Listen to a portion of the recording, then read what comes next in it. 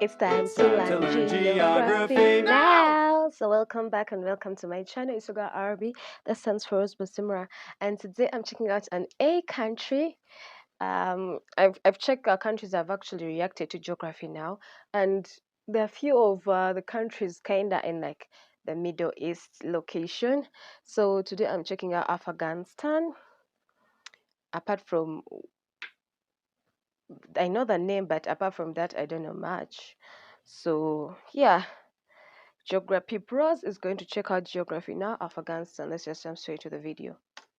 Hey everybody, welcome to the first episode of Geography Now. We're going to go through the list of all the internationally recognized sovereign nations of the world, and we're going to do it alphabetically, which means our first episode is going to be on Afghanistan. Afghanistan, my goodness. It's time to learn geography now! That's the intro song. I hope you liked it. I worked really hard recording it with my friend Bill. So, today's going to be Afghanistan. Wow. I'm actually really glad we're getting this country covered because it's a very complex and deep country and we can't cover all of it in 10 minutes, so I'm going to try to do my best. Before we get into anything though, let's dissect the flag. Oh, that's with the flag. The Afghani flag is a tricolor band of 3 different colors, red, black, and green. The red representing the blood of those who fought for Afghanistan, the black representing the obscure and difficult past that they've had, and the green representing hope and a future and Islam as it is the state religion. In the middle of the flag is the Afghani emblem. Now this is where things get a little difficult, so bear with me. On the emblem is a mosque with 2 little miniature Afghani flags on the side, which by the way makes Afghanistan one of the only 2 countries in the world that has a flag with miniature versions of its own flag on its own flag. On the side are sheaves of wheat. On the top is the Shahada, or the Muslim creed. On the bottom is the name of Afghanistan, written in Arabic. And on top of that is the Arabic year of 1298, written in Arabic numerals, which also in the standard Gregorian calendar is 1919, which was the year that Afghanistan was relinquished from its British protectorate status and became an internationally recognized sovereign nation known as Afghanistan. Political. In terms of its political geography, Afghanistan is located in the Central Asian region, surrounded by 6 other countries, technically 7 if you consider the Jammu Kashmir region part of India, but Pakistan will tell you it totally is not, but we'll discuss that in another video. Now when you look at the shape of Afghanistan, it just kind of looks like a big amorphous blob in the middle of nowhere. But then when you look at the northeast, you start to see this long, narrow stretch of land that kind of reaches out into the Hindu Kush mountain range. And you might ask yourself, why does Afghanistan have that long panhandle? And the reason why is kind of technically because England and Russia. See, back in the 1800s, the British and the Russians were competing against each other to see who could amass the largest global empire in terms of colonization and influence.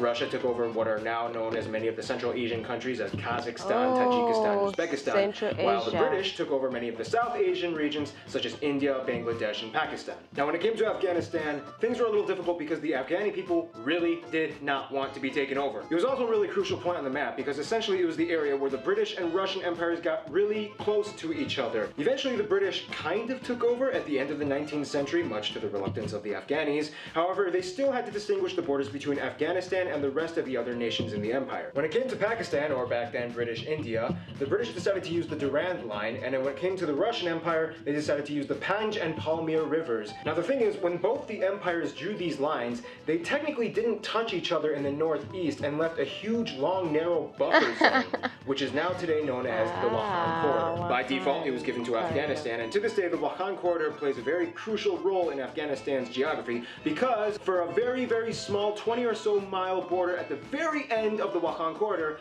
is a border with China. Now I know 20 miles doesn't really sound like much, but in the world of geopolitical analytics, that can be a very important thing. They border China. Okay, that's more reaching. Now when it comes to physical geography, Afghanistan has a large, vast array of different kinds of landscapes. However, a large portion of the country is actually mountainous, with the Hindu Kush mountain range dominating the northeast regions and the central regions of the country. In fact, the snowmelt from these mountains accounts for the vast majority of the complex, immense river systems that flow throughout Afghanistan, allowing their country to have lush green valleys where most of their agricultural sector can be found. Now despite all the rivers and water reservoirs, Afghanistan still remains a relatively dry nation. In fact, the further south you go, closer to the Kandahar region, almost immediately after you pass the Dori River, you hit the Sistan Basin, which is basically what geologists speculate may have actually been a large body of water at some point, but is now a dry, desolate desert wasteland. Nonetheless, with the arable land that it does have, Afghanistan is still able to produce some of the world's best produce, including pomegranates, almonds, apricots, and poppy. That's right, for the past few hundred years, Afghanistan has been a leading nation in opium production. Ooh. Demographics. In terms of its demographics, Afghanistan has just about 31 million people, or roughly a little bit smaller than the size of Canada.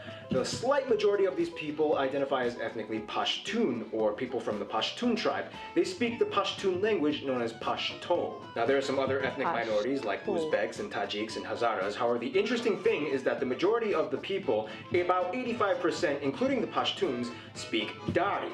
Dari is actually a dialect of the Persian language Farsi. So that means someone who speaks Dari can actually interchangeably travel between Afghanistan and Iran without really having any trouble being understood. Interesting side note, there is one last living Jew living in all of Afghanistan. I'm not even joking. His name is Zablon Simintov. He lives in Kabul. He used to own a restaurant, and he maintains the last synagogue in all of Afghanistan. The locals there know him just as that one Jew guy, and they're cool with him. They're just like, hey Zablon. Which brings us to our final segment, the friend zone.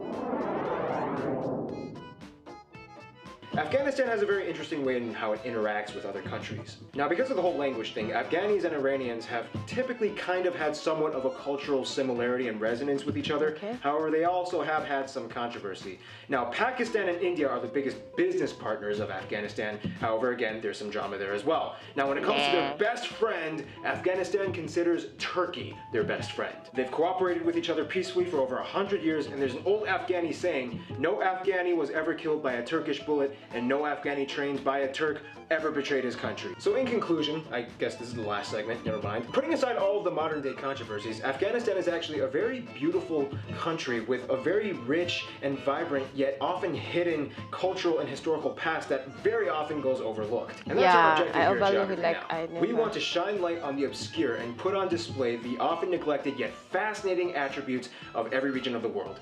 We hope you did you justice. Stay tuned. Albania's coming next. Thank you. Oh my goodness, it's weird that it's so summarized. Like I'm used to watching the ones that go beyond like 27 minutes or not. So, but hearing that it's the first episode he ever did years ago, I do understand that. So yeah, thank you very much for watching. I'm Yoga Rose. But don't forget to like, comment, share, and subscribe. Yeah, I've learned something about Afghanistan. Even though it's small, but something is something. A win is a win, regardless.